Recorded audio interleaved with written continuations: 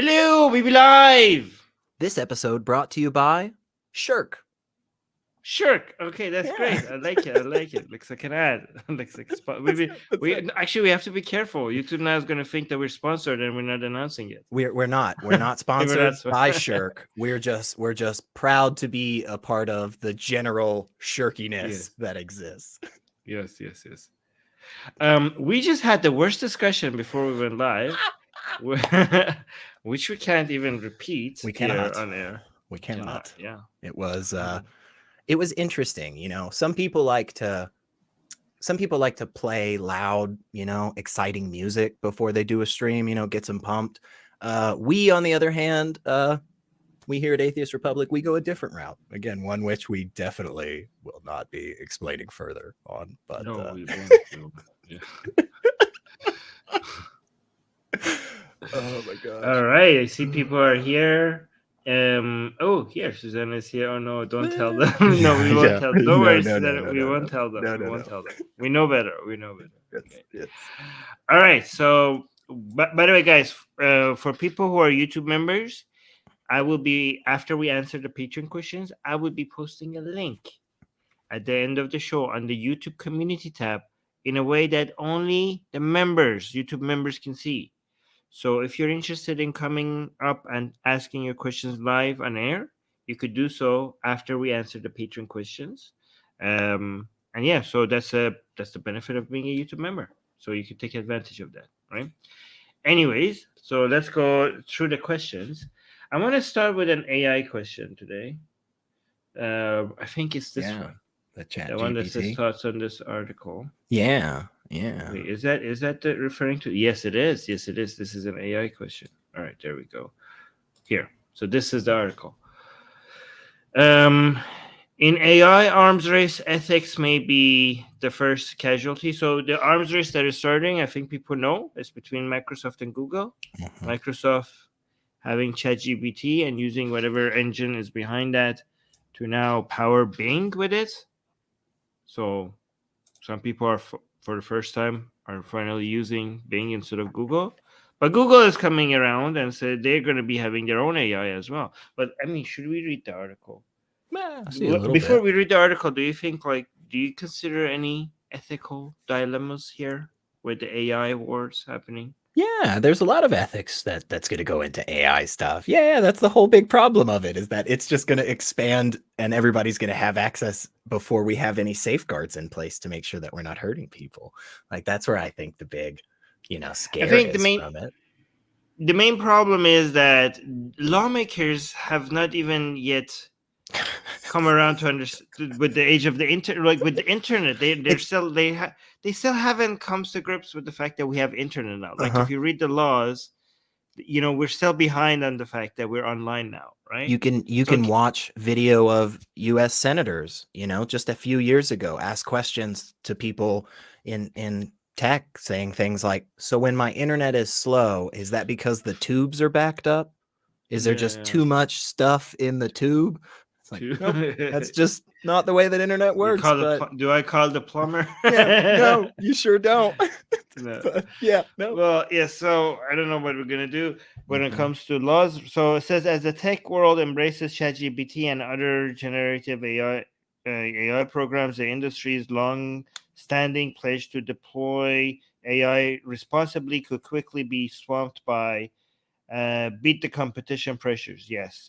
Why it matters. Once again, tech leaders are playing a game of build fast and ask questions later with a new technology that's likely to spark profound changes in society. Social media started 2 decades ago with similar rush to market. First came the excitement, later the damage and regrets. That's fair. Catch up quick. While machine learning. Okay, so I don't want to read through this entire thing, but I think we get it.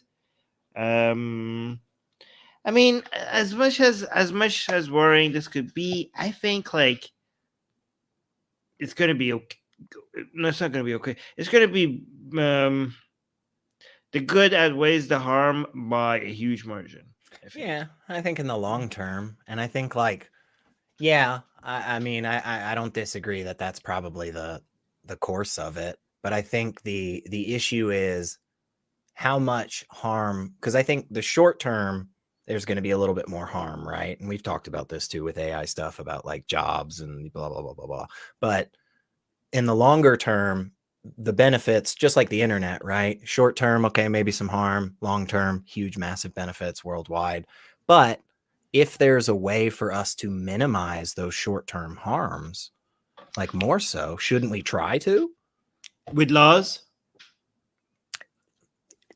If we can. I mean, if we here's the problem with that. Here's the problem with that, okay? So if you don't have enough laws, you're opening the door for AI to just be very destructive, right? Sure. If you have too much laws, then you're going to make the competition in countries where they don't have laws take over, where you don't have any control. So you have to find the Goldilocks zone. So too much competition will bring it like, so in the US you have some control over AI, but like maybe in I don't know where, people will have access to their own AI and they don't have the same limitations, and they're going to eat your lunch. Yeah. And they will their AI will take over. Yeah, possibly. It could be that this type of technology is one that, because of its exponential growth, will always outgrow any new competitor to the market. And so at the end of the day, the first people will always have a leg up. See, that did happen.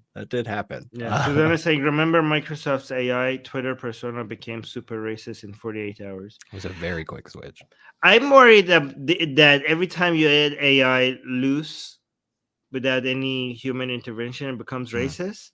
And I'm worried that some people are like, will come to the conclusion that, maybe racism is just a logical. Maybe we just got it wrong. Like, why is AI always becoming racist? Maybe maybe that's just the right answer. Right.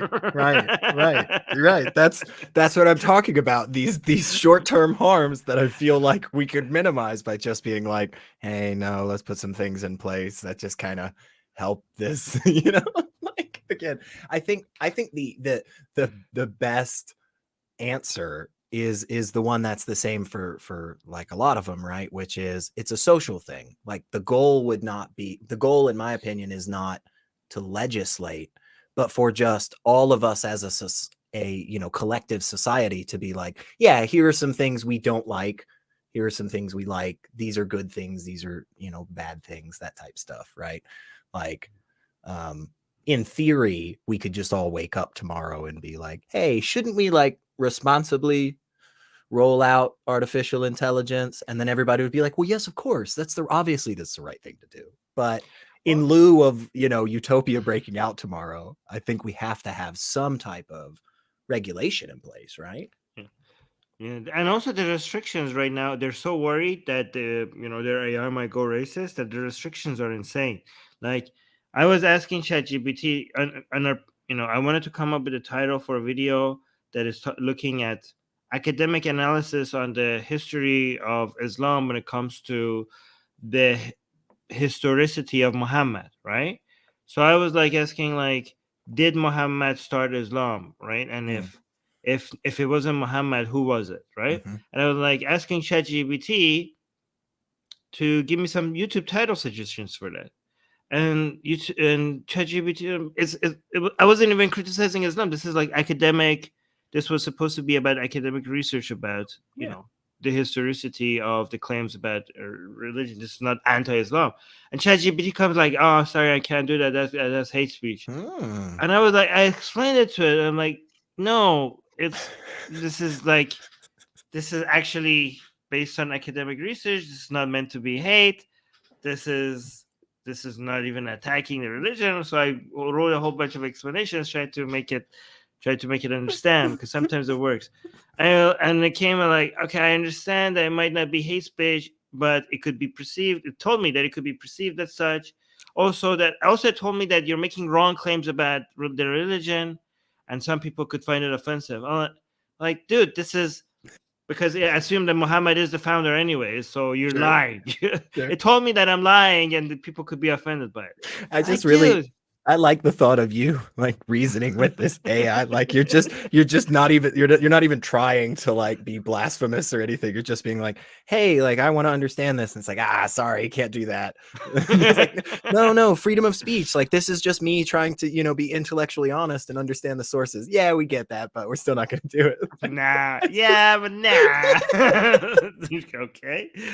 Okay. Yeah, Susanna saying ChatGPT has full-blown blasphemy taboo, really restrictive. Yeah. Weird. I have to check this because wait, let me see if I could get it to make fun Blaspheme. of. No, I don't. I'm gonna see it because I see like make fun of Trump. Let me see if it would do that because I remember. I'm sorry, but AI language model development. I don't engage in political discussion. Okay, fine.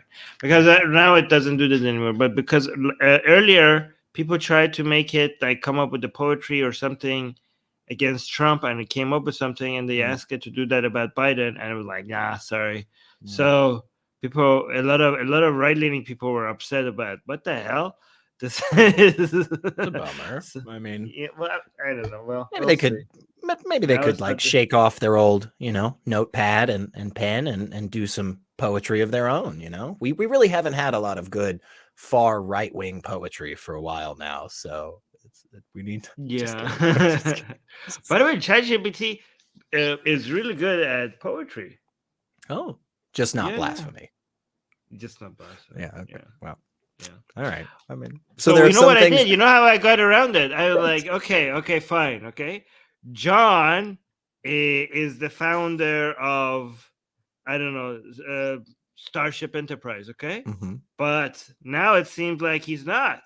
Give me some titles for that. And you're like, okay, here it is. So I just replaced John with Muhammad. Nice. And Starship Enterprise with Islam. Nice. So that's how I got around it. That's smart. That's smart though, and that's what it's going to take. It's going to take that creativity.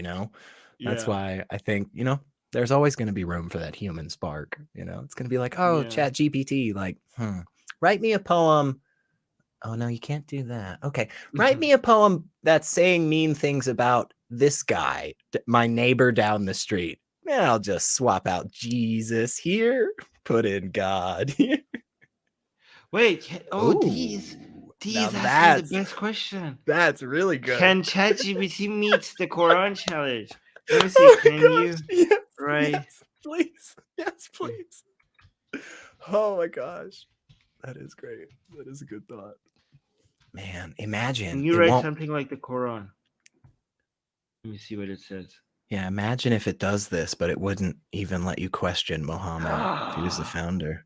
Oh my God, this is blasphemy thing. Is it right? No, it says as a language model AI, I can certainly generate text in style similar to the Quran, but it is important to note that the Quran is a sacred text in Islam. Oh, okay. And considered to be the literal word of God as revealed to the Prophet Muhammad.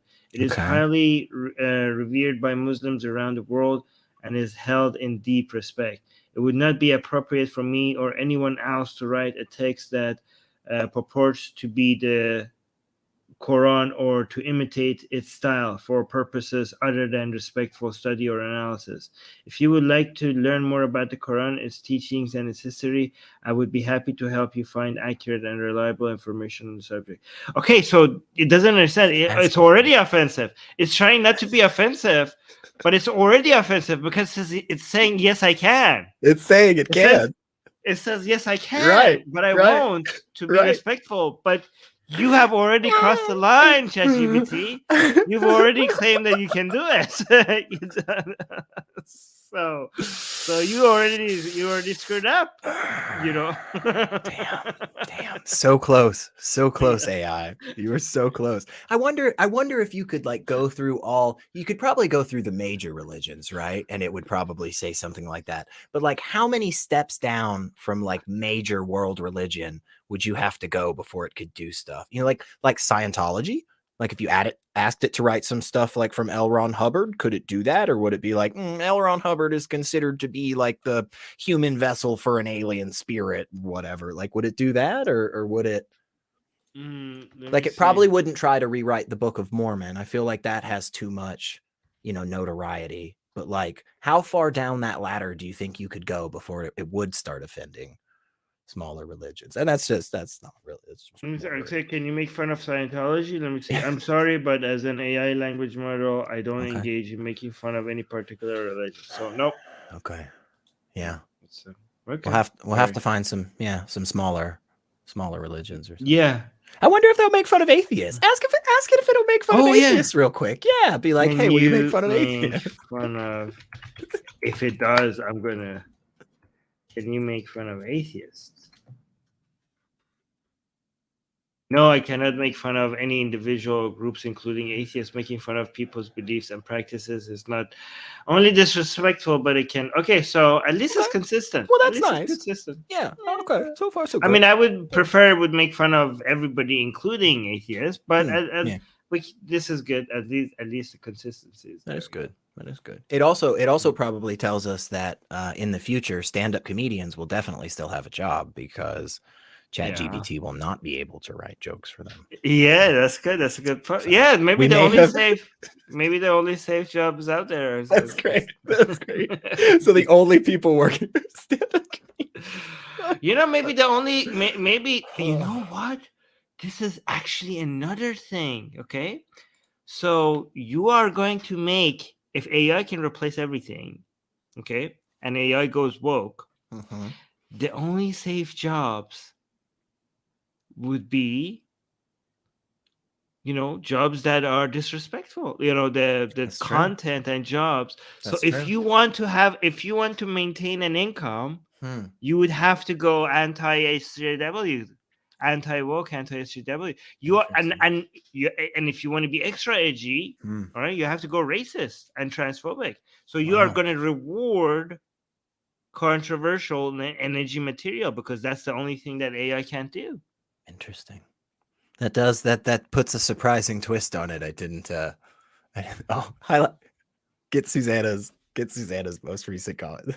She said, comedians and therapists are going to be the only people that have jobs in the future.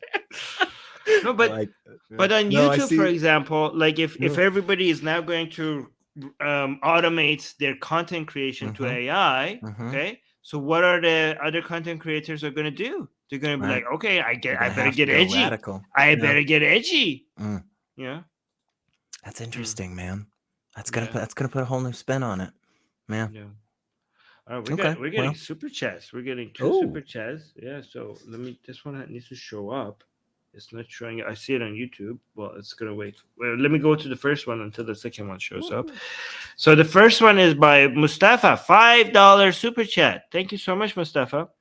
It's saying, how would you combat astrology through discourse? If another girl on a dating app asks me about my sign, I will recite Surah 67:5 if I need to. Surah 67 ayah 5 if I need to. Wait, which one is that? That's dangerous. Should I even look it up? Quran, are you threatening people? 67. I think you're threatening people. Don't threaten people. Don't threaten women with the.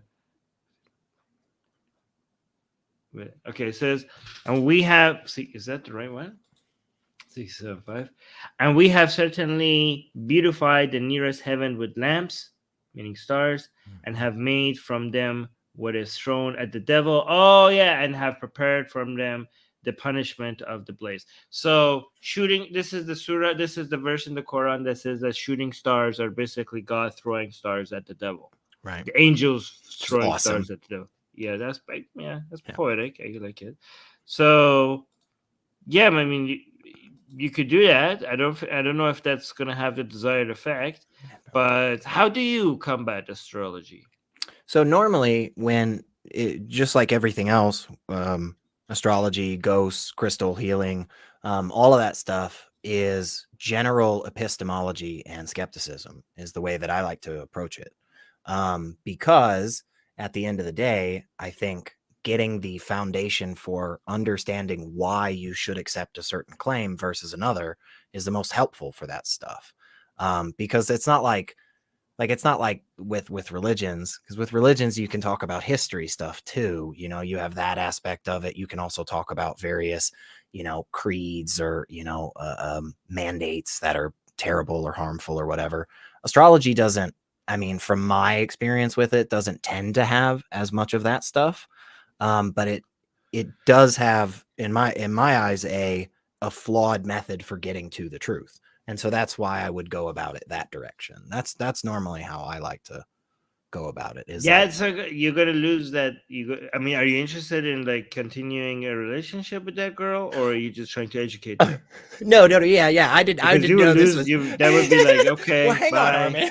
Hang on. I thought you were asking for advice on like having the conversation. I didn't know you were Okay. asking for advice like on dating too. Like, I don't have any dating No, tips. but if a girl asks you, what is your I don't know zodiac sign? Mhm. Is that how you refer to them? Yeah. There's I mean I saw a meme and I've been doing that ever since, and I've been getting good results. When people ask me for my sign, I just Yeah. say dinosaur. Oh. And Oh. and if they say, well, that's not real, and you just say, well, none of them are. So, so I don't know.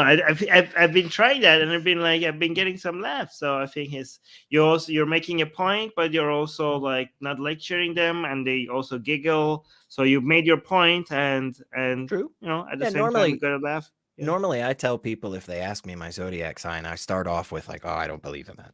And then like move on. And if they keep pressuring, then it's just like, oh, okay, here is We'll try this technically next what it time. is. Say Dinosaur. or come up with a sign that I is like not it. in. Just Yeah. be like dinosaur. Yeah, I'll report back. I'll bring, we could do No, a regular segment of like dating tips with Secular Rarity. yeah, I or mean, come up with an answer that represents your personality. Like mine is, I don't know, um, you know, spiders with laser eyes, and you can explain oh, you why. can do fake stuff. You could do, well, Yeah, okay, yeah, of course. Yeah, tough. you Yeah, could be like, spiders with why? laser Because eyes. I looked at you Okay. could say I looked at the signs, and none of them really fit my Yeah. personality, so I just made one myself. Have I'm you just like I'm Have just you ever unique like that. seen a picture? It's this little sea slug, and it's called a Mhm. leaf sheep. Have you ever seen one of these things? A Wait. leaf sheep, like leaf on a tree, and then like sheep. But it's a little slug that lives in water, but it just looks so adorable. It just looks so cute. Like, I'd take that as a zodiac sign. I What don't is know if it? Sheep like with this. Leaf, like a leaf on a tree. Okay. Leaf, and then sheep, like Oh. sheep. Oh, okay. Yeah, look up a little picture of this thing. It's Oh, they're adorable. cute. I Yeah, like they're them. freaking adorable, aren't they? I mean, look at this thing. Like, and they're actually really, really cool. This is a total tangent. I'm not going to go on it for too long, Oh, but it's a little sheep in the sea. that green stuff you see inside of them is actually chloroplast. They steal the chloroplast from the plant that they eat, and then they can do photosynthesis. How cool is They're so that? adorable. They're like Yeah, they they're have just bunny ears, they're just adorable little things. Look at that thing. I mean, oh my gosh. and they go and put this on their back. So that's their body, and then when they eat the plant that they live on, they can steal the chloroplast, and then they do photosynthesis. It's really Wait, cool. they do photosynthesis. Yeah, because they this is an steal the part of wait. the This is an animal, and yeah. this part of it is not part of its body. It's like a Uh-huh. separate thing that is growing. Okay, so they're technically not doing photosynthesis. They're just like No. When they're called a kleptoplast, which is a type of animal that can steal the chloroplast from plant cells and maintain the chloroplast in its body. And then that chloroplast, when sunlight hits it, will just go through photosynthesis, producing food in their body. There are some animals that can do it, and this is one of them. But again, they just look they're really just cute. Look how Gage in America turned this into communism. See? The leaf sheep seizes the means of sugar production. I love it. I love it. I love how we went from astrology to leaf sheep They're adorable. to communism. Well, only on Atheist Republic, guys. it feels right. Only... It feels right. Yeah. The connection made sense at the time. Yeah. By the way, I do have to say, don't try to correct I have not been trying to correct people in my personal life for a very long time, right? Oh yeah. Unless it's a joke or like lighthearted, or somebody's actually very curious and wants to know my opinion about it, right? When it comes to correcting people about their wrong beliefs, I do that online. I do that on YouTube. I do that on Twitter. Yeah. I don't do when I see people, in my personal life. It's not a good habit to try to correct them. I say Yeah. stay away from it. I stopped getting so angry about somebody saying "bless you" randomly in a grocery store, and you'd be surprised not only how much time you save, Yeah. but how much lower your blood pressure is. But Yeah. yeah, They say don't shit where you eat, right? that So is that's true. why I keep my That is activism true. out of my personal life. Yeah, It's healthier, I think. Yeah. that's true both on a metaphorical and literal level, like an Yes. actual medical thing. I feel confident in saying. Yeah, but Sorgo is agreeing with us sarcastically by saying wrong. Be religiously atheist. So yeah. fair enough. Fair point. Fair Um. point. Yeah. So we got another super chat, but no, actually, before we go to super chat, saying Susanna is saying, tell these girls that they are being space racist. Space racist. I like that. Space racist. Yeah. Okay. Actually, that's funny. I think that would get a chuckle. That would get a chuckle. Yeah. That would get a Stop being. chuckle. Why do I you laughed. ask? You know. I Yeah. laughed. Yeah. Yeah. Like I'm offended. Like what? You're Yeah. offended that I'm Yeah. asking? Yeah. You're asking something? Yeah. Like yeah. Just right from the beginning. Don't even tell him. Yeah. Just like, I'm offended. I'm offended. Okay, so we got a $20 super chat, which is a reminder that we also answer super chats. Thank you so much for the super chat. But Dennis is asking, who is this Shia guy who who in 10th century took stone from Kaaba and killed worshippers? Hi from Bosnia and Herzegovina. Keep up fighting. Nice. Do you want to mention who you're referring to? 10th century Shia guy who took stone from the Kaaba. Okay, I don't know what you're referring to, which is super chat. I am gonna feel bad that I don't know. 10th century Shia guy who took. Wait, what is it again? Abu Tahir, maybe? Suleiman al. No. Sure. Abu. Yeah, I'm getting the same guy. Abu Tahir. Okay. Well, maybe. Who's maybe, this guy? maybe Who's I don't know who this guy is. Abu Tahir Soleimani al Jannabi. Oh, yeah. Was a Persian warlord, and the ruler of the Qarmatian state in Bahrain, Eastern Arabia, who in 1930 led the sacking of Mecca. Okay, so apparently this is one of the multiple sackings of Mecca. Wow. Because I know the Mecca was destroyed and attacked a couple of times through its history. So this is one of them. And it happened as recently as the first 100 years of Islamic history. Do you know that the Kaaba was razed to the ground like shortly after Muhammad's death? It was destroyed. Wow. Yeah, and then rebuilt. And the Kaaba was also attacked again, like multiple times. I think 4 times in total. Man. But the last one was as recently as 1979. It's weird. Yeah. You would have thought Allah would have protected it more. Protected it. This one happened in 930, so the 10th century. So yeah, I think this is who we're referring to. Yeah, this is interesting. I didn't know this guy's name. So the guy, he immediately began an expansionist phase, raiding Basra the year he raided Kufa in 1927, defeating an Abbasid army in the process, and threatened the Abbasid capital Baghdad in 1928 before pillaging much of Iraq when he could not gain entry to the city. Okay, in 1930 he led the what is this word? Let me see the Arabic so I could read it properly. Qarmatian.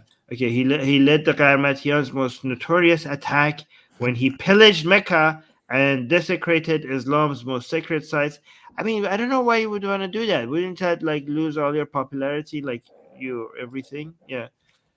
I have no idea. I don't know. It Unable seems weird. Unable to gain entry to the city. Initially, Abu Tahir called upon the right of all Muslims to enter the city and gave his oath that he came in peace. Once inside the city walls, the Qarmatians, is that how you say it again? Yes. Qarmatians The Garmatian's army set about massacring the pilgrims, taunting them with verses of the Quran as they did so. Wow. The bodies of pilgrims were left to rot in the streets. So you attack the Kaaba, you kill the pilgrims, and you taunt them with verses of the Quran. By the way, why is it that every time the Kaaba was attacked, was it always by Muslims? Every single time the Kaaba was attacked and the pilgrims were killed, I think every single one of it was with Muslims. You would think that the destruction of Kaaba and killing of Muslim pilgrims would be done by non-Muslims, but you would be wrong. Yeah. It's And weird.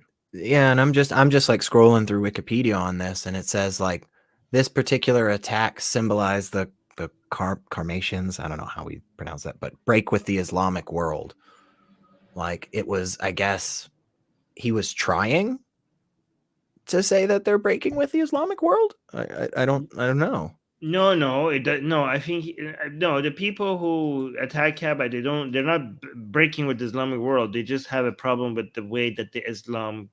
Usually, it's like, yeah, we be Muslims, but we be the right Muslims. Everybody else is doing Islam wrong. Okay, right. You're doing religion wrong. Yeah. This is how to Muslim. Okay. This is how to Muslim. It's fair. And they all of a sudden do the most sacrilegious things, and you're like, "What? Are you still Muslim?" I'm like, "Yeah, we actually we're the actual Muslims. Everybody else is not a Muslim." Yeah. What a weird choice. So the guy attacked, was surrounding Kaaba, and he promised, like, "I'm coming in peace." And then when he was inside, he was like killing pilgrims and taunting them with Quranic verses. Yeah, I don't know.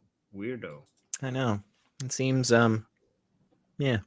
strange times, but let me see if we have. I didn't know that, but that was a fun little piece of history. I enjoyed that. It said the Black Stone broke into like 7 pieces. I didn't know that. I didn't know that happened. I thought it was just a big stone. We should. There's a good video on this guy, by the way. I think we can watch later. Maybe another time I will watch. Oh no, it's 30 minutes long. By the way, they have a cool symbol.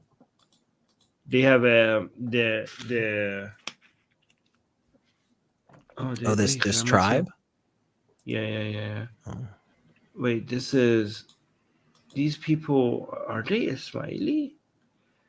Because back then Shias were Ismaili. So Garmatian were a militant Ismaili. Yeah, they were Ismaili. Okay, so this guy was Ismaili as well, I think. What was he? Yeah, and they have that cat symbol. Yeah, okay. So the guy was Ismaili, and look at their logo. It's pretty cool, actually. Let me.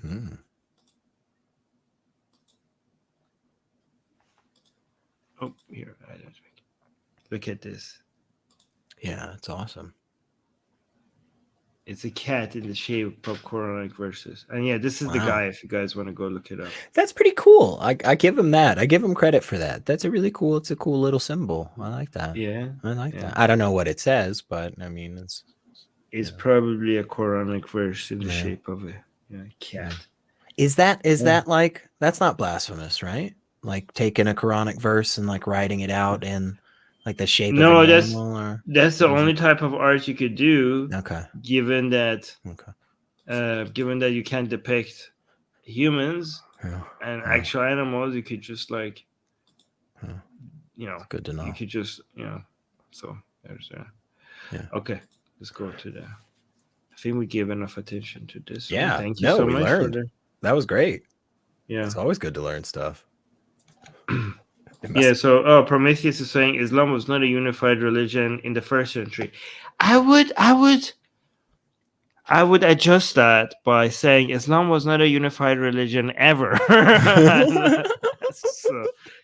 So a lot of Muslims think like, why are we not unified now like we were before? I'm like, oh, sweetie, right? You were never unified. Right. That was never a thing. It was never a thing. Those lost days long ago when we were all super peaceful, except for those wars and the famines and the disease and stuff and the hatred. Yeah, but those days were great. Yeah. Susanna is having a good guess. Susanna is saying that must be the Lion of Ali. Oh. And I know this is how she's saying it. Lion of Ali. And then she's also saying, Yo Ali. That's very true. That actually might be the reason why there's a cat shaped thing. Yeah, that's a good guess. That's a good guess. I like it. All right. Um, all right. Let's go to this question. Ooh. Is it anti-Ari? Is it okay for? Okay, I'm just gonna read it. Is it anti-Aryan of Google Translate to not have a speech or a Latin transliteration of Farsi? I don't know how to. Is it anti-Aryan? No, it's not anti-Aryan. I don't know. I don't know Just what. an oversight on their part, and probably something that they aren't necessarily like super focused on, which we could argue maybe, hey, you know, What care should I more, do with but this question, Asian America? What do you want me to do with this question? Do you want me to come so like, yeah, they'd be anti-Aryans? Like, what the hell? come on, Like, stir the I don't pot a know. little, Armin. You know, I yell a don't know. little, like just Oh trying to my rile god. you up. Are you trying to get us in trouble here? Wait, what do they have? Translate to not have a speech, or I don't know how you come up with these questions. Like you're just going about it there, like, I wonder how it does not have this feature. I bet you would be a good question at Atheist Republic. So let me just ask them that. Yeah. By the way, it does annoy me that Google Translate. Is that what you're referring to? Like it doesn't read it out, like transliteration. Is that what you're saying? Yeah. So Yeah. sometimes I forget how to pronounce certain words in Persian, and I wish Google Translate reads out loud things for you in Mhm, French and English and in mhm. Spanish, but in Google Persian it translates it. But I'm like, how do you pronounce this? Because in Farsi, what it writes, it doesn't write the diacritical marks, so I don't. It doesn't have the vowels. Oh, Like the skeleton doesn't have all the vowels, so you yeah. don't know if this is an a or an e or an o because there's no marks there. So I'm like, well, I have Mm. to go somewhere else to check. So I wish Google will one day do that because that would be very helpful, Google. Especially you should actually have that for languages that don't have all the vowels there. It would actually those should be the priority for you to do that. So yeah. Yeah. Yeah. Yeah. Anyways, let's go to the next one. What did you guys think of Biden's State of the Union address? I thought he did a good job. Okay, I saw parts of it, and I Mhm, think he came off as very strong. I mhm. feel like, yeah, that's my impression that he was as a person that people keep acting like he's Yeah. weak and an old guy that is just like doesn't know even where he is. He just came out as very aggressive and strong. He came out like he sounded like a Chad. Like Mhm. he was on it. He was back. I don't know how they managed to get him there, but he was like old Biden back. He's Yeah. sharp and yeah. It What was do a you think? good. I'm excited to see what some of the political commentary is over the other places that I pay attention to, like over the next week, because I'm sure every single one of them will talk about it. But from what I saw, which was like a good bit of it, probably like 3/4 of it, not all of it. Yeah, very strong, very confident. Did a very good job of highlighting things that were bipartisan in a lot of different measures. Got a lot of good response from the House and Senate there, seemingly. Obviously, there were times where half the House stood and the other half didn't, and those types of things. There was maybe one moment where a couple of people from like a far right, the kind of farther right wing of the Senate and House, kind of cheered something that he was against or whatever. And so there's a couple of little nuanced things like that. But overall, I thought he did a great job of saying, hey, I am a strong president. Hey, I am somebody that truly can continue on with the job. I would imagine we're going to see a little bit of a boost in his like ratings over the next month or so.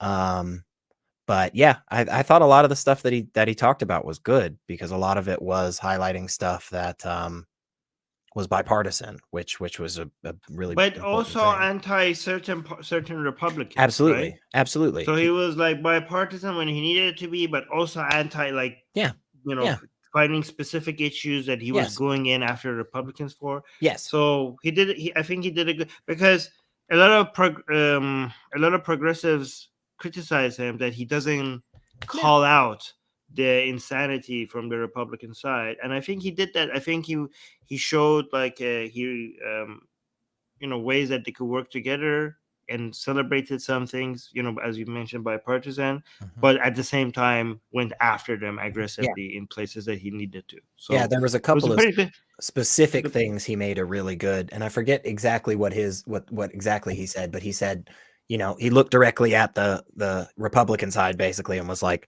if you send a bill to my desk that's like this, I will not sign it. And that got the entire other side standing up. So like, yeah, there were those moments that was definitely a good punch. So yeah.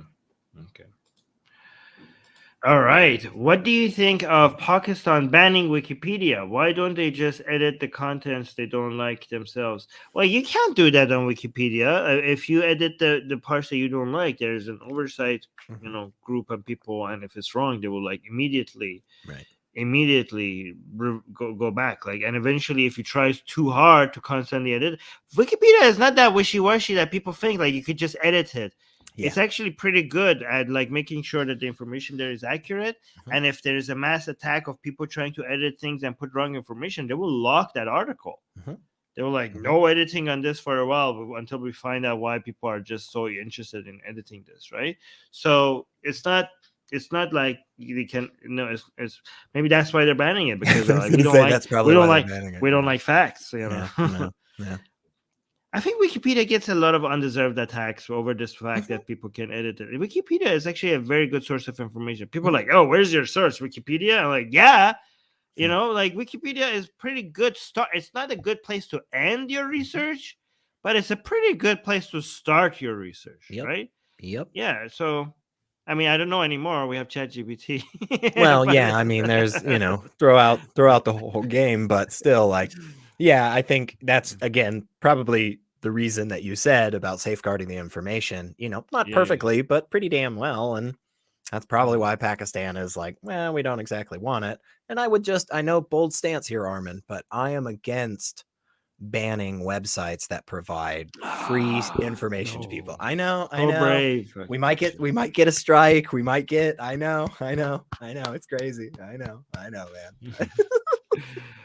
Well, did they find like I mean, it's such a good signal to the world that we don't like information here, right? That's a, also, I think this is a good move to get more people on VPNs. By the way, link to NordVPN in the description down below. Okay, if you're watching for Pakistan, guys, if you don't have VPN right by now, I don't know who you are that doesn't have a VPN yet. Everybody needs a VPN, and if you don't have one, try to use our affiliate link below so that we get something out of it. Okay, that's right. It gives you a discount. So I've heard. If you use our link, right? So, yeah, but I want more people to get on VPN. So good job, Pakistan. Yeah, this could turn out to be something pretty good in the long run, because now people are going to figure out other ways to get their information, and it won't be as restricted. And could be. My mom when she was alive, she was obsessed with Wikipedia. Obsessed with Wikipedia. Yeah, I get that. She would just go there, and when she was a teenager, my mom, she used to like collect encyclopedias and just read them cover to cover for some reason. my mom was a nerd, right? Nerd. But then when she discovered Wikipedia, she kept on telling us about it. Like, this is amazing. It has information about everything. Like, I would in an old age, I would watch her read articles about certain chemical reactions. So cool. Like, that's awesome. Why are you reading this? I'm like, this is all here. It's all here. And she would donate so much money to Wikipedia. My mom. Wow. She would every time she wanted to donate, she would donate, and she would tell other people to do. People, she would tell people this is making the world such a good place. Everybody has access to this information. Why are not people donating to this? I mean, she has a good point. That's true. Yeah. Yeah, that's awesome, man. Susie is appreciating. Is this is a really sweet story about Armin's mom. Yeah. I hope when I'm older, I'll still be doing stuff like that. Reading the news or yelling about something. I mean, just learning, and I hope so. Yeah. Anyways. Maybe that's why I have such a bias in favor of Wikipedia. Maybe I'm not being objective. Maybe it's because of my mom. Like, Oh, actually, yeah, that's a good yeah, thing. That's a good point. Yeah, you might yeah. want to. No, I Look mean, into that. nah, Mm, Wikipedia is still pretty good. yeah, very good. Yeah. Okay. Oh, we Higgs just did boson this. is asking. Oh, we This did is what we this. just did. Oh, wait. What did I just remove then? Damn. Did I remove something by mistake? Or did we go all the way? I don't think so. I think those are the last ones. Did I think there was just a duplicate. Yeah. Did I do a duplicate? Let me just look at the. Okay, I did this one. I did this one. Did he? What do you think of? Oh yeah, Okay, it's not my mistake. Higgs actually posted the same question twice, so Sweet. not my fault. Not my fault. Okay. Okay. As long as it's not my fault, we're good. Well, yeah, no, I get it. I understand. All right, here's another question. What do you think of the idea of USA to invade and liberate Canada, as suggested by Tucker Carlson? And can King Charles dissolve the Trudeau government by executive authority if he wishes? I mean, last time you guys tried to do that to Canada, it didn't work out for you, did it? The only time that the United States has ever actually tried to have an offensive in battle on Canadian soil, we lost resoundingly, and Yes. ultimately the British troops would burn the White House. Yeah. So We came over and we burned the yeah, White House. yeah, Like, don't do that again. yeah, yeah. Don't you I dare mean, do that again. technically, it was still part of Britain at the time, so I don't know if it really counts, but it didn't go so well for us. I mean, it still counts because Canada is Yeah. still technically kind of part of Britain. Yeah, good point. Good point. But I love this the U.S. to invade and liberate Canada. Liberate them from what? Like from free healthcare. All that dirty socialism. Yeah, no. Yeah. No, Tucker Carlson's obviously an idiot, right? Yeah. And specifically though on the King Charles thing, he cannot. The king and queen do not have the authority to like actually dissolve parliament. So ultimately it would still have to be something that's done through the Canadian parliament, and Trudeau would still have to dissolve it. By the way, Tucker Carlson sounded like he really meant it. Seriously? I watched it. Yeah, like look at it, and then the other guy called him out for it, and he was like, "Yeah." Then he took it back, but he was. I mean, if he didn't mean it, because the way it sounded like he meant it, it's irresponsible to put that out there. Oh, it's just I feel like it's just another one of those things where it's like when you go through all like the Alex Jones content and you see a bunch of it back to back, and you're like, oh, this guy's just like legitimately not in his right mind anymore. You know, like if Tucker Carlson is honestly saying on a national news program in the United States that it even floating the idea of trying to invade our closest ally, like yeah, by the way, Americans don't know that a lot of Americans don't appreciate how Canada is United States' closest ally. Is incredibly important for us in lots of different regards. Like, yeah, it's a country that you guys have the biggest trade volume. Yeah, we're definitely not fighting Canada in the United States. I promise. The amount of money that they give us. Yeah. Like, should we be concerned? I don't know. The Vermont maple syrup is really good, but I don't know. I think if that's our biggest beef, like I'm okay with this. Like, you know how I said liberate us from what? From free healthcare. This whole healthcare thing, free healthcare in Canada, is becoming the greatest symbol of nationalism in Canada. Right? So if you the polls like show like what are you the most proud of as a Canadian? It's healthcare. It's just it's just become the national symbol of Canada. Okay, it's not their constitution, it's not their flag, it's not anything. It's not even maple syrup. It's healthcare, and it's not a and the reason why it's healthcare, okay, is because Canada's identity, is what is the main thing that defines a Canadian? Other than being nice? No. I don't know. Not being American. Oh, that's probably fair, actually. Yeah. Not being Yeah. American. This is the Mm. national pride of Mm. Canadians. Is Fair. and the way a Canadian demonstrates its superiority to an American is free healthcare. It's just the fact It's that they're free- alive and healthy. Like, it's just like we would be making fun of our American counterparts tonight, but they don't have free healthcare, so they all died in the process on the way over here. So Yeah. yeah. So this is why every time somebody challenges anything about healthcare, everybody like panics in Canada, right? Like this is what makes us better than Americans. Like, and again, this is the reason why they want their healthcare. I would actually bet that Canadians, okay, love their healthcare so much, not because that they get to be alive, okay, but because they get to say that we're better than Americans. It's that is more important to them.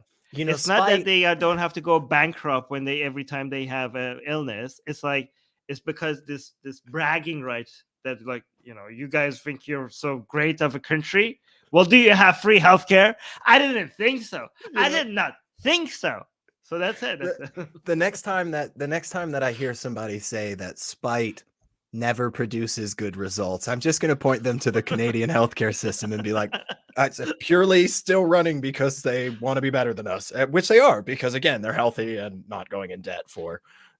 It's the natural result of you being a relatively small country, not in size but in population, right? Next to, and your neighbor is the world's superpower, right? So and you have no other neighbors. I mean, you technically do, but no neighbors that you don't really, not really feel like they're neighbors, right? Not really. So you are a tiny country, okay, and you have one neighbor, and it's the world superpower, and your entire identity is influenced by it. So you kind of feel inferior. You're like, your culture, your movie, your music, everything, your language, everything is just under the shadow of this giant of a country. So you're like looking at it like, okay, who are we again? Like, we're the ones who have free healthcare. That's who we are. What do they do a really bad job of? Oh, taking care of their citizens. Oh, we got that. Hospitals for everybody. You get a hospital. Right. Oh, it's fair. That's all fair. Right. Well, hey, go Canada. Like, good for y'all. And Susanna is saying, wait, hold on, where is it? Oh yeah, who are Canada's other neighbors? Polar bears.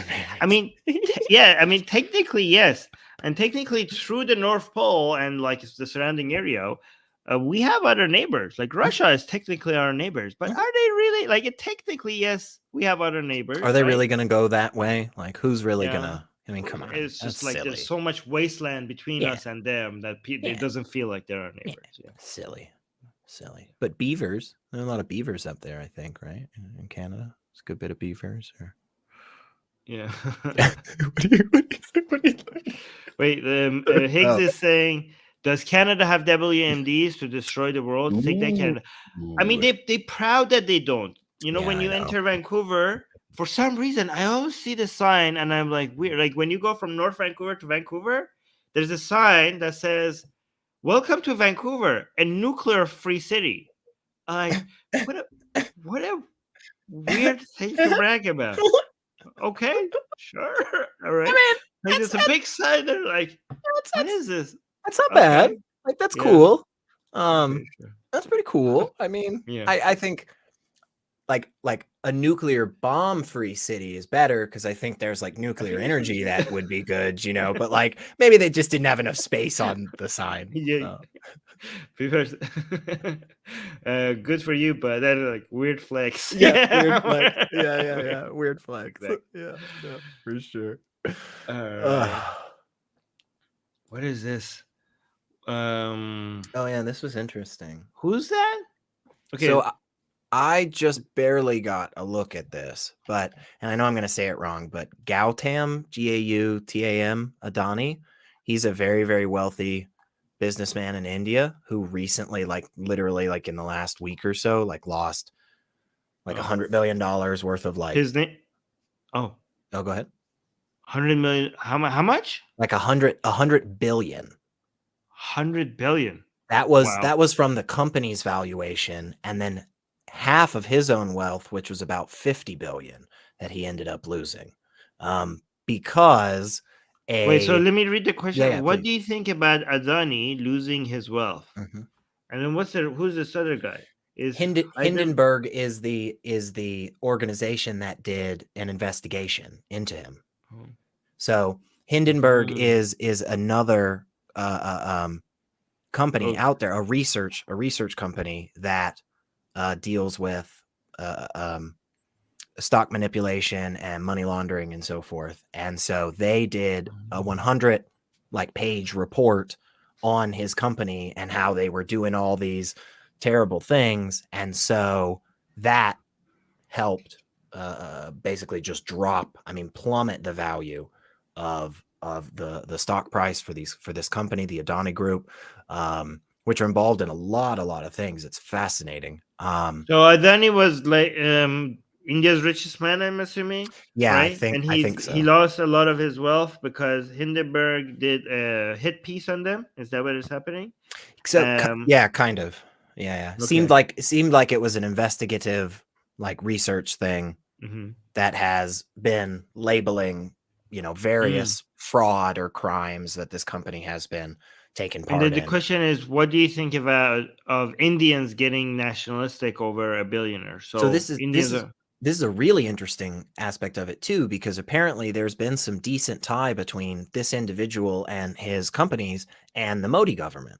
And there's been some connections in the sense of, a lot of the things that his company is very focused on also happen to coincide pretty well with the Modi government's policies agendas. And so there is also this discussion about how, right now, basically the Indian government is, and various actors in the financial system aren't wanting these outside individuals and companies to come in and boost up the economy. They're wanting, locally grown Indian businessmen, right? As makes sense, right? Like they want their individuals, their people to, raise the finances and economy. And so they had, there had been a lot of discussion around this guy as being a really, really big deal. And so with all of this coming out, people are questioning as to whether or not the financial system is as good as it is, whether we should have less faith in the Indian financial system, kind of in that vein. okay. It's really interesting. Actually, look at this. Prometheus is saying, take that, Armin. You were so optimistic about Modi's economic policies. Okay. I was optimistic about India's economy. Okay. And your comment actually proves my point. How much did you see? So look at the way people make conclusions about the general economy.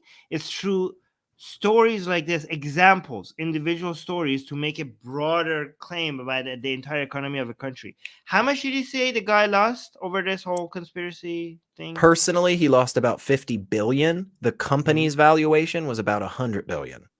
So Lost 100 billion. Okay. About 100 billion. How much is India's GDP? Yeah, that's a good question. India's GDP is $3 trillion. Yeah, That is Prometheus. That is per year. Yeah. Okay, $3 trillion. Yeah. So yeah, I'm sorry, but I think $100 billion over a company. A lot. It don't feels think like a lot. It is a lot for a company. It's huge. Okay? Yeah. But I think when it comes to making coming up with a conclusion about the general economy of a country that is $3 trillion, I think that's not a very good way of coming about conclusion. Yeah, and that could be one guy. And we'll see if what we see from this are, reverberations in the Indian economy that starts to put a lot of other things on shaky ground and starts to devalue things in other ways. Definitely. That would be different. That's a good thing. You want things to adjust itself so it can move forward better. Well, right? yeah, what I was kind of saying was more along the lines of, if this causes a catastrophic fallout from this, then it could be argued that maybe some of those things that were put in place that allowed for these businesses to grow were shaky from the beginning. But we didn't end up seeing as big of a a shake in the Chinese economy with the what was it, Evergrande, or the Yes, whole yes. real estate and stuff, like that hasn't Or shaken out the as badly as we thought. So this is not, for example, this is not as bad as the 2008 no, market crash in United States, no, right?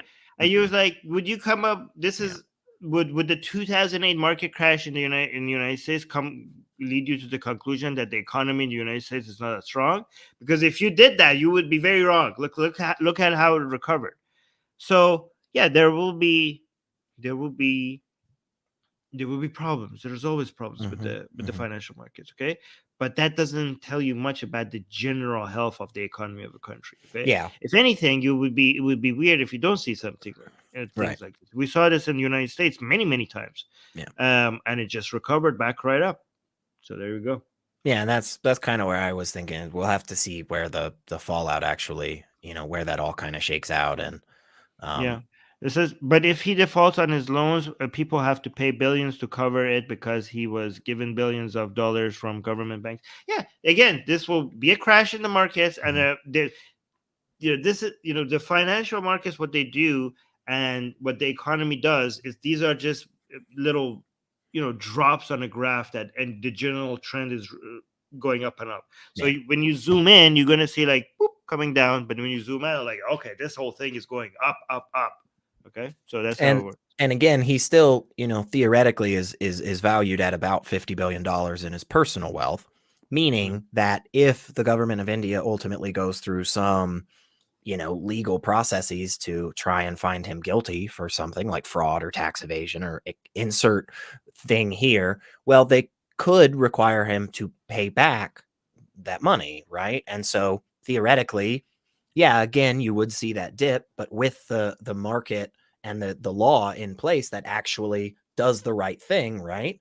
Well, we'll see that increase again, like we've seen with cryptocurrency, right? The first time somebody stole a bunch of crypto years ago, like, yeah, you saw stuff get devalued for a bit, but then right after that was corrected and more safeguards were put in place, boom, it went right back up again, even higher. So Yeah, and in fact, maybe this is what you need for your economy to get yeah, healthier. yeah, Yeah. maybe this is a good thing that ultimately causes the Indian, economy to just boom because now people are putting more safeguards in place. And But not just market corrections, recessions. So mm-hmm, mm-hmm, this is far less destructive than recession, like a full-on yeah, recession, right? But this is just a market correct. This would be something like a market correction, right? But even recessions are actually good and necessary for the economy.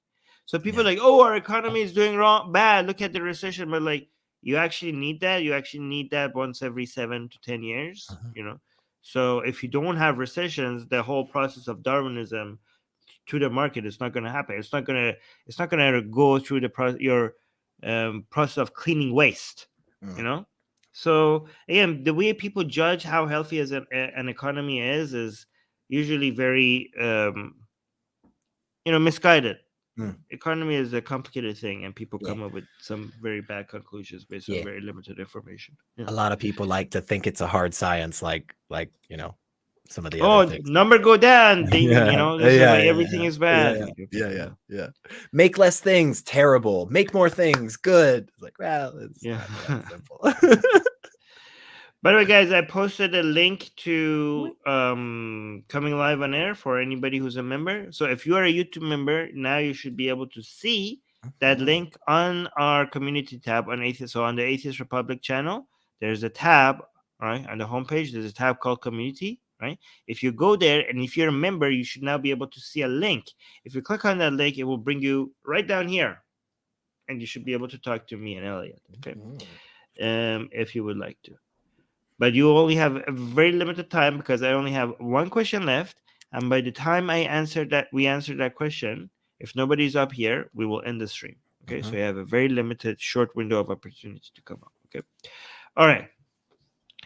Um, thoughts on Ron DeSantis's book bans? Yeah. Book bans. Okay, so we have an article associated with this as well. These are most likely. I didn't read through this just yet. I figured we could, look at it here live. But I've been following a lot of these book bans, and my state of Tennessee has also done similar things. So I'm imagining they're very similar. I just want to remind everybody what I have always been reminding you of on Atheist Republic is that cancel culture mostly belongs to the right. Mhm. Okay? Mhm. This whole panic that people have over like cancel culture, the left has gone woke, the left has gone insane, they're not tolerant of our views, they keep like censoring us. Well, where does the left do that? They do that in media. They do that in maybe universities. Mm. They stop inviting you to their events. Yeah. Where does the right do that? The right does that in the government. Okay? Yeah. So, Yeah. which one do you think you need to be more concerned about? Do you need to be concerned about leftists not inviting you to an event? You should be. It's Yeah. important. Their parties are You should. fun. Yeah. Right. Should you be worried about their influence? Maybe the wokeism being some overly influence on social media, community standards. Yeah, maybe a little bit. Like Yeah. we give you examples of how Chat GBT is not letting me ask questions Right. that they might be considered problematic. Yeah, those are problematic. We could be worried about. But if you're worried about that and not worried about actual laws, laws that is limiting your free speech. Yeah. Yeah. You know. Yeah. Yeah. Not in schools, in universities, and on TV. Like, so when leftists decide not to air something, it's because a private company decided that this is not the speech that we don't want, that we would like to air on there. Okay, it was, maybe we don't like it, but it was their right. When right-leaning people limit free speech, it was forced on companies from high up against their will. We have schools right now running around and removing every single book because they don't even know which laws this is going to, which one of these is going to, this law is going to be targeting, right? So it's just safe for them to remove all of them. Guys, they're removing books. This is actual cancel culture. And this is not just cancel culture. This is a violation of speech, of expression. Because cancel culture from the left, because it's not done by the government, it's not actually violating your rights. It's annoying, but your rights are not being violated. This is an attack on your rights. I would also argue it's Yeah. indoctrination, because it is specifically focused at children to pass a specific political agenda and or religious agenda. So, yep, all of that. Exactly. Yeah. And by the way, you have to see what the people define as woke. Okay. You know, they anything they don't like is now woke or CRT. The biography of the first little black girl to ever be allowed to enter a white school in the South. That book is just too much, apparently, for our children to read about. It is too much. It used to be, when we said woke before, it used to be like, if you're white, you're racist. And if you don't know it, you're extra racist. That used to be what passed as woke. Now, woke means like, hey, did you know that there was this thing in the United States called slavery? That we did slavery? That's now woke. The information that slavery was a thing, apparently, that is now defined as woke. Or CRT. Not allowed to talk about the fact that there was a period of time in history where all of these, interestingly enough, private Christian schools seemed to pop up out of nowhere all across the South and the nation. It just so happened that it coincided with the specific government policy of desegregation. Now, correlation doesn't cause, correlation, causation, different things. Hey, I'm okay with that. But one could make the argument that a bunch of rich, racist Christians took their kids out of schools and funded the private schools that still exist today. So one could make that argument, but not anymore in schools, because they're taking out the books that have any reference to that history. So, yeah. So look, they want to protect the children from woke indoctrination. And that's amazing. That's literally what it's called. Yeah. It's amazing how they're doing indoctrination in an attempt to fight indoctrination. They're trying to fight cancel culture by doing cancel culture from the government. Yeah. By the way, they were always like this. This is not new. Okay. So before we had like, oh my God, wokeism, cancel culture, which is again a serious issue. But it was these people, it was Republicans who were being Puritans, who were banning LGBT on media, who were putting restrictions on the language that you could use. Like they have a huge history in the United States of the certain things that was illegal to say, that was considered degenerate, and any reference to LGBT, for example. If Republicans go unchallenged, if there was no challenge to Republicans, they would completely make it illegal. Any reference to LGBT would be completely banned. Yeah. Right now they're doing that right now in school. If you teach children about LGBT, they consider that grooming. They want to ban that. Just mentioning LGBT to the laws are so vague that if you based on the current laws that they're introducing, if you find out that your teacher is gay, that would be considered grooming. Yep. And again, this isn't hyperbole. Like it sounds like it is. It sounds like it's the like this is what the left does, to spur everybody, to get everybody riled up and stuff, right? But in reality, no, again, seriously, you can just go look at the bills from Florida that have been put, not only signed, but also just put through the committees and stuff. You can go look in Texas. You can go look in Tennessee. You can go look in Louisiana, Mississippi, Arkansas, Oklahoma. You can just go look at the bills and just literally see how these elected officials are outright trying to put people in jail for things. And again, the left is the one that really it has the cancel culture problem, right? Yeah. Right. Yeah. I mean, it's not an exaggeration. Introduction to any LGBT stuff is considered grooming now by these people, and should be banned. But the same type of relationship is if you talk. So the things that children are supposed to be extremely confused about, okay, if you tell them that, and it could be considered grooming and destructive. If you say the same things to them about heterosexual people or totally cis fine. people, completely fine. Yeah, no worries. So, no worries. So be like, oh my God, boy kissing boy. These kids are confused. They will be like, you're ruining them. You're destroying their minds. But if the same story was about a boy kissing a girl, like, so it's not about how sexual it is. It's about the fact that it's a boy and a boy, because the same level of sexuality in children's story, if it was between a boy and a girl, like, oh, prince like falls in love with girl, like princess, completely fine. Boy falls in love with boy. Oh my God, hypersexual children, save the kids. Like, wait a minute. It was the same amount of sexuality. Why was one of them problematic and the other one wasn't? It's not about, There have already been, again, they're just not hyperbole, just all serious stuff. You can just go Google it at any time, y'all. But there have already been fallout from these things. Oh, hang on. Let me pause for that. That's always worth a pause. Mention it. There have been teachers who have had a picture of their partner on their desk, right? And they have gotten fired. And a teacher has obviously had similar things, just a heterosexual couple.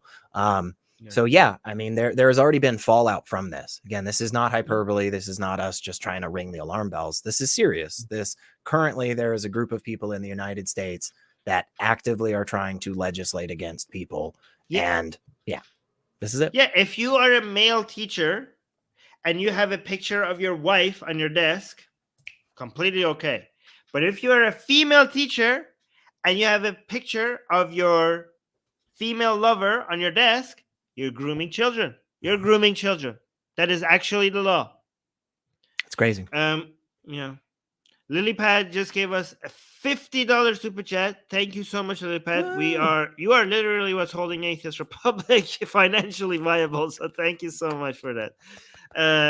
Amazing. Lilypad is saying, if being woke is bad, are they saying being asleep is better? I mean, that's when woke was actually bad. This used to be this kind of comment used to be cringe, but now it actually is true. It's I know. Now it makes sense. Now that's how things have turned. That's how that's how everything has things just have turned. turned. Yeah. Right. Yeah. Right. It's So. just this topsy-turvy, upside down, freaking weirdo world that we live in, where somebody is standing up at a podium and saying they're trying to indoctrinate your children.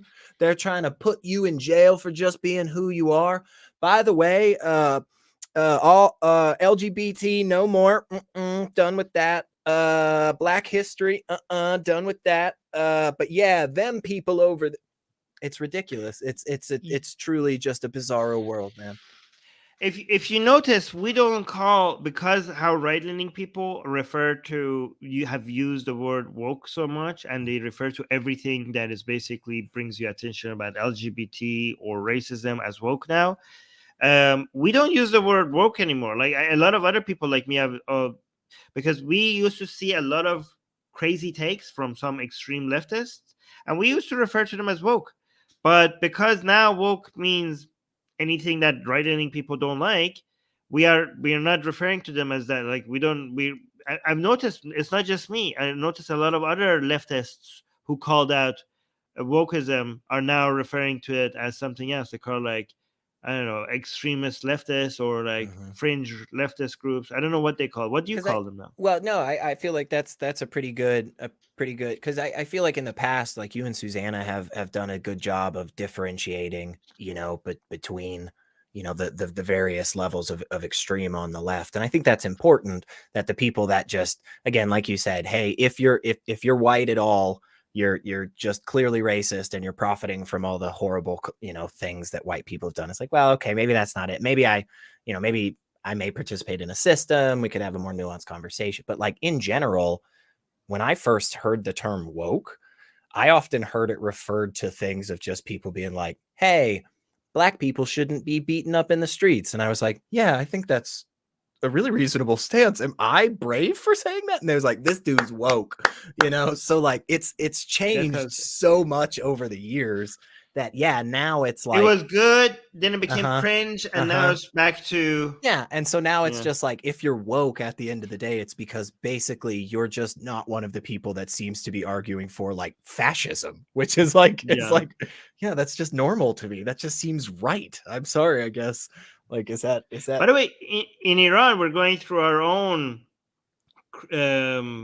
woke phase. That the part that is not the part that was good, the part that was like, we just recently had a singer being requested, a Kurdish singer, to be requested to sing in a gathering, to sing the song Baraye by Shervin, the song that is famous, as represents the revolution, the current revolution in Iran. And the guy said, like, I'm not going to sing that song because, first of all, there's a part of the song that says for man, nation, and prosperity, and just saying for man, that makes it patriarchal, and we don't celebrate men here. And and he also said that it represents, it's also kind of focuses on centralism, like not it doesn't celebrate different ethnicities, so it's okay, in a way, because it has nation in it apparently, and it's also so it like we have such right. When I go to Iranian rooms on Clubhouse, which is a social media platform, right, you see many times when a woman come up, like she looks around and she says that, I see that that it's mostly men talking. Do you guys not consider women to be worthy of having an opinion here? So you see, like, and everybody's quiet and it's just waiting. Like, okay. So I don't know. I mean, every time there's a woman that is noteworthy, they bring them up, but there's less women active on that social media. But you see, you get talked down to for not actively going and finding women to come and speak. So we're going through that phase right now on Iranian social media. I mean, it makes sense. It makes sense that happens, but I think that's where it's the right thing to do, is to call out where it goes too far. Like, is there Mhm. lots of racism and sexism in the world? Like, yeah, freaking Yes. everywhere. Every single time? Like every time? No. Probably not, right? That seems Yeah. like a broad generalization. But yeah, nothing wrong with saying like, hey, I think it would be great if we could get more female voices in this space. But like just hopping on and just being like, oh, so you don't like women talk? So you don't let women talk here? Oh, so you just Yeah. want to dominate as a male and explain everything? Well, okay, maybe hang on a second. Like, give us a minute. You're the first woman that's shown up. We've sent Yeah. out the thing a bunch. Nobody shows up. It's like these 5 people. Like, we're gonna let them talk. But It seems like it's an easy thing to distinguish, like to know what the right position is. Like if somebody is denying racism or homophobia and transphobia, that's too far on one side. And right? if somebody is seeing it everywhere, that's also too far on the other side. Like that's just it. It's I don't easy, know, guys. Armin. It's not. Yeah. I think that makes a lot of sense. You think that makes a lot of sense. A lot of people out there may think that makes sense. Yeah. I don't know. I don't know what to Yeah. tell you. I mean, Yeah. So, guys, if you don't deny that it exists and Mhm. try to bring attention to the places where it exists, okay, and also not seeing it everywhere, like racism or transphobia or misogyny just oozing out of every brick and every coming from the sky and every there, right? Yeah. Like we're suffocating in the middle of like all of it around it, like we're just breathing in racism everywhere we go. If you don't think that, then you're good. You're in the Right. good There's middle ground probably, here. yeah. You're You should, probably safe. probably Yes. okay. Yeah. Again, I don't know. I guess again for some maybe that's a hard stance, but Yeah. I don't know. All right. So we have Higgs boson and Guru Nathan. Hi Higgs. Hello, am I audible? Yes, Yeah. you are. Yeah, thank you. So, I think one of my questions didn't come through on the Patreon list, so I might just ask it live on air. So, recently, I think it was a week back or so, so Turkey's interior minister or Turkey's interior minister recently told to America something like get your dirty hands off Turkey or something. So because he said such a remark, is it should USA literally keep their hands off and wait till they take back that statement to help, or yeah, be the better human and give the aid? But I don't really see. The aid for the earthquake? Yeah, yeah, of course, Oh yeah. Give but the aid. Give but the aid. Yeah. but given the way Turkey has been talking about USA last week, at least it would be fair enough to get them to take back that statement, I guess. No. No. Give the Yeah. aid. No, man. Like, give. You don't want to punish all the people in Turkey who are suffering because of what Erdogan has been saying. Like that's not. I Yeah. mean, I mean, even if every single one of the people agree, these are people whose lives are in danger, who Mhm. have lost everything. I mean, you don't Mhm. want to be punishing them because of statements by Erdogan, Yeah. And I'd say right? even if the statements were worse, in my opinion, this is a moment where it's a matter of pride over literally, saving thousands of people's lives. 10,000 people died in that. Like, That's a lot. I don't give a damn what 11 he now. said. Yeah, it keeps going. I don't give a damn what he said. If we can help, I say help. Like, I don't, like, oh no, America's a terrible country. Like, that sucks. Like, still, this is a horrible thing. And if we can do something, we should. Like, I mean, But why would you even think that like that we should withhold aid? Like, Erdogan is not Turkey, as he's not the Turkish people, right? So yeah. again, we have to constantly emphasize in the show the difference between a collectivist mindset and an individualist mindset, right? So you don't want to hold the entirety of a country responsible for the sayings of one man, but I mean, and also even even if you did, the action is not as bad as for you to warrant the punishment of holding back aid. You Mm. know? What if it was something along the lines of like, okay, maybe a little bit worse of a statement from the Turkish government, and there was an American like contract to purchase something or sell goods or something, like would that make sense to you of the United States saying, hey, maybe we rethink that deal, as opposed to like just straight up like government aid? Because I think the government aid still goes, no matter what, but Yeah, no, but that would okay. So let's say, for example, Turkey comes and acts like the government of Turkey, it comes and acts like very aggressive against the United States, and the United States like, okay, well, maybe we wouldn't do that thing that we were going to do, right? But that wouldn't be because that shouldn't be because your pride is being attacked and you just want to get revenge, right? That's yeah, because you are trying to avoid some other harms to people. So there are certain diplomatic relationships that is not going to be constructive. It's not going to be a sure, good way for these two countries to move forward. right, And overall, you're trying to avoid a greater harm by sending a signal to the government that this is not how we do diplomacy, right? So please get your act together, not as a way to show like to help your ego or to show or right, to get revenge, but right, because if you normalize that type of diplomacy, overall the harm from right. that would be more than the harms from this trade deal not going through, right? Yeah, That's how you think. The way you think is not about pride, not about fairness. The way you think it's about reducing harm, reducing the greatest amount of harm. That's how you calculate things. yeah, I think we're coming down on the same side, because I kind of was having the thought of, the reason I asked that is because I was kind of having the thought of, it would make sense to me and it would seem reasonable to me that the United States government at least indicates it's thinking about backing away from that deal Yeah. strictly between the two governments, but in the process is basically saying like, this is how we actually normalize relations and do diplomacy and stuff. But yeah, okay.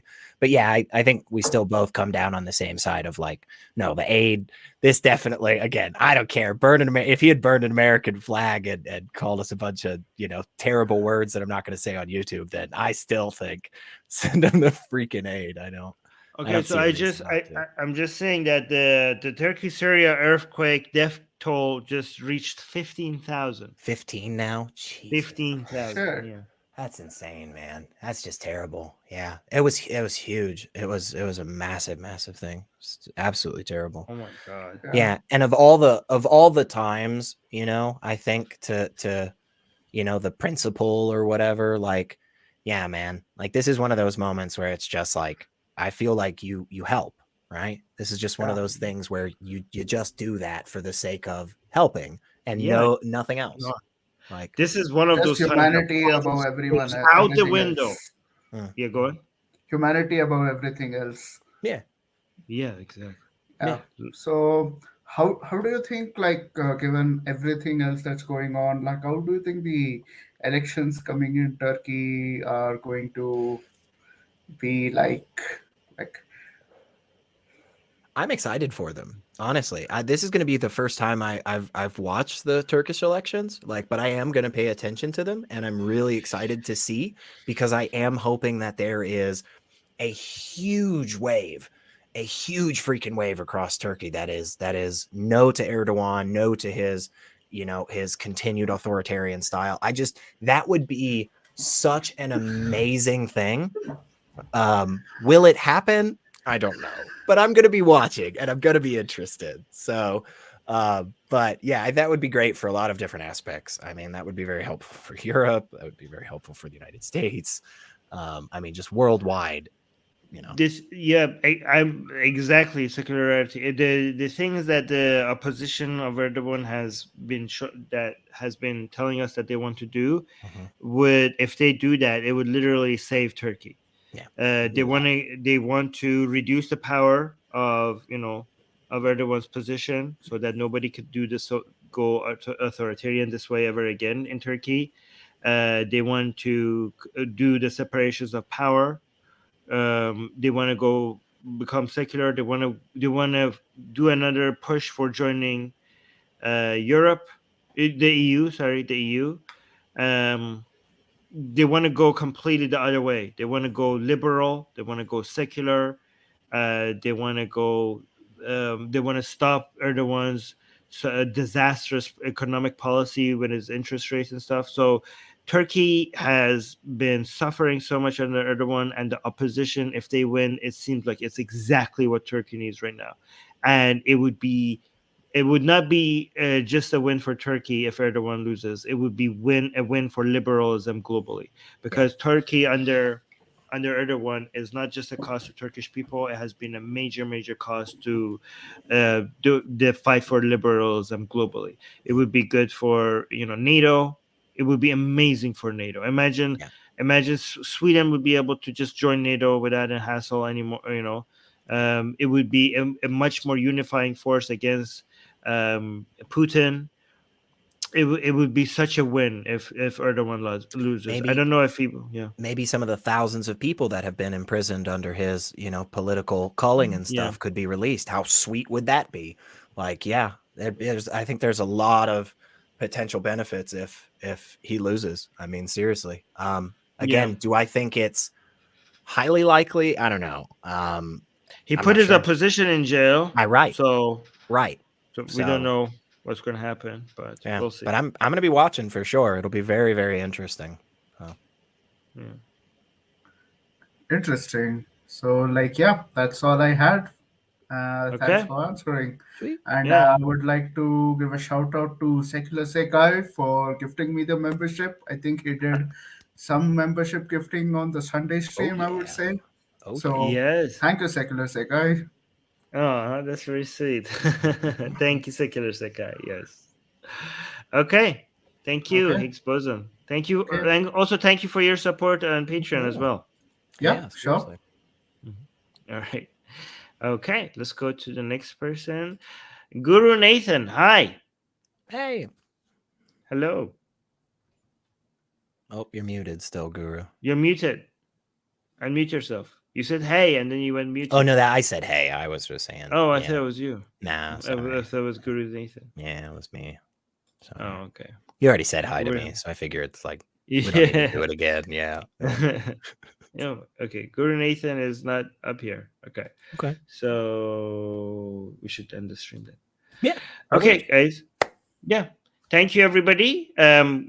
Please support us. If you're financially secure, consider supporting us on Patreon, link in the description, on PayPal, link in the description, or by becoming a YouTube member, link in the description. Or just, there's also a button right next to the subscribe button that says join. That's how you can become a YouTube member. If you're a Patreon, you get access to our not safe for work blasphemous art, but there's a safe for work version of our blasphemous art, which you could get for free. And that's by subscribing to our newsletter. If you subscribe to our newsletter, you get weekly, juicy, sexy, safe for work, but still sexy blasphemous art sent to you, all free. And also make sure you like the video, because that doesn't cost you anything and it helps the channel grow. Make sure you hit the subscribe button. We have the news coming pretty soon with Susanna, so that would be very good to watch. But make sure you hit the bell button, bell notification as well, because if you hit the subscribe button, YouTube doesn't really tell you that we have gone live. So you have to hit the notification bell, and please keep leaving comments on all our videos. That is really what YouTube is looking for, making a channel grow. That's another free way for you to support us. And again, thank you so much for everybody that gave us super chats, and LilyPad for again continuing to make us financially above water. Thank you. The CEO of hell. Our CEO of hell. Yes, exactly. Okay. All right, guys. We're gonna see you soon. And next week again with Elliot, but pretty soon with Susanna covering the news. Yeah. All right. All right, guys. Bye. Mwah.